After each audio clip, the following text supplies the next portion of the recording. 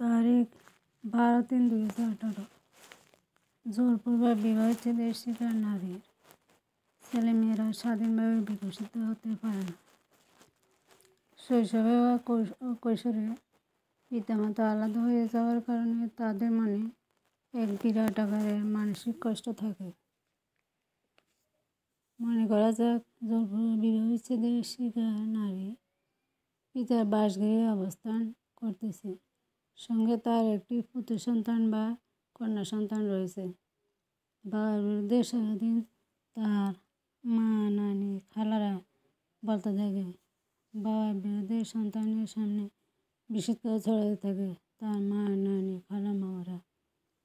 আবার সন্তান যদি পিতার কাছে অবস্থান করে তাহলে জোরপূর্বক বিবাহবিচ্ছেদের শিকার নারী জোর জবরদস্তি করে আইনি প্রক্রিয়ার মাধ্যমে রেখে যাওয়ার সন্তানের সামনে তার বাবা, দাদা, দাদি, চাচা, চাচি, ফুফুরা বিষোদ্গার ছড়াতে থাকে।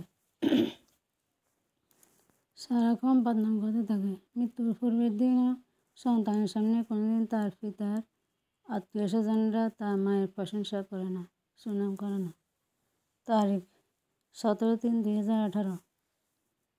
আর সন্তান যদি পিতার সাথে বসবাস করে তাহলে এই সন্তানকে কোনোদিন তার মায়ের সাথে দেখা করতে দেয় না, তার মায়ের আত্মীয় স্বজনের সাথেও দেখা করতে দেয় না। আবার মায়ের কাছে সন্তান যদি অবস্থান করে তাহলে ওই সন্তান আর তার মা নিরাপত্তাহীনতায় ভোগে, কারণ যে কোনো মুহূর্তে তার অপরপক্ষ বাবা তার সন্তানকে নিয়ে যেতে পারে। পিতা তার সন্তানকে গায়ে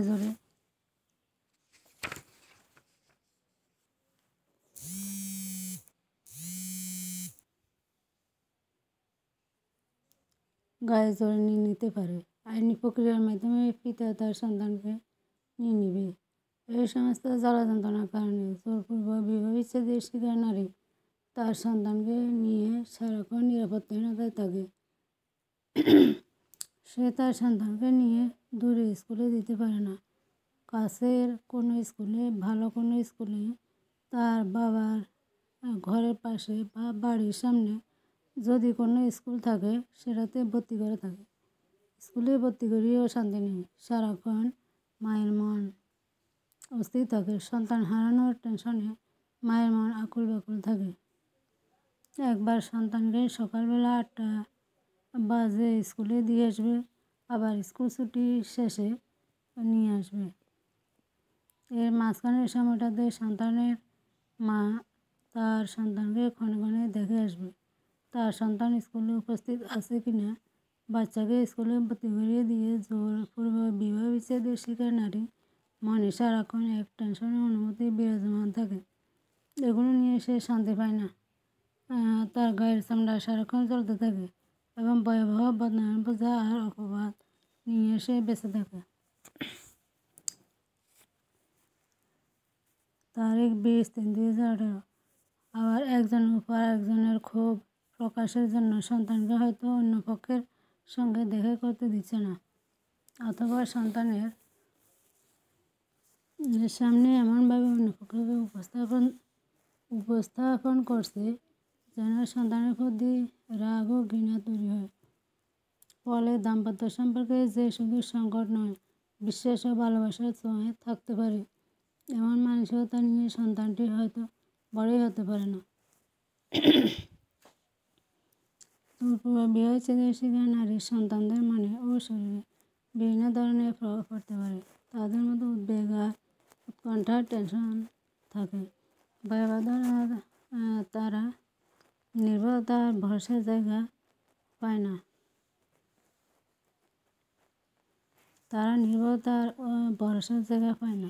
প্রতিহীনতায় ভুগে তারা। তাদের মধ্যে আত্মবিশ্বাসহীনতা জন্ম নেয়। সব কিছুই থেকে তারা নিজেকে বিচ্ছিন্ন করে রাখে। ঘুম না হওয়া সহ আরও হাজার হাজার জটিলতার মধ্য দিয়ে তাদের জীবন অতিবাহিত করতে হয়। তারিখ 23/3/2018। লেখক কাসের জনসন। জোরপূর্বক বিবাহবিচ্ছেদের শিকার নারীর সন্তানদের মধ্যে এক ধরনের ভীতির সঞ্চার হয়। তারা সবসময় ভীত হয়ে থাকে।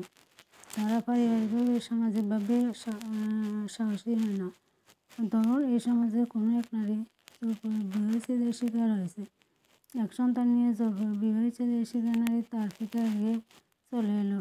তার সন্তানের যদি বয়স বেশি হয়, বুঝ জ্ঞান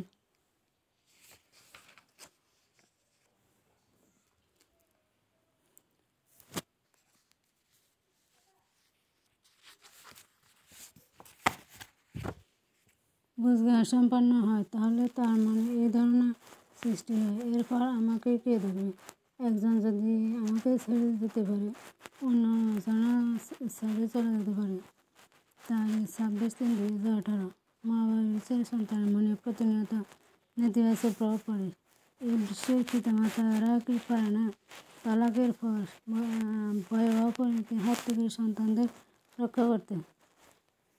সন্তানদের উপর নেতিবাচক প্রভাব কমানোর জন্য মা বাবা দুজনকে সচেষ্ট হতে হবে। পরিবার রক্ষায় পিতামাতা দুজনকে অনেক বড় বড় ত্যাগ স্বীকার করতে হবে। পিতামাতার মধ্যে দ্বন্দ্বের সংঘাত সন্তানদের মানিয়ে নেওয়ার ক্ষমতা নিজের সম্পর্কে ধারণা বিরূপ প্রভাব ফেলে।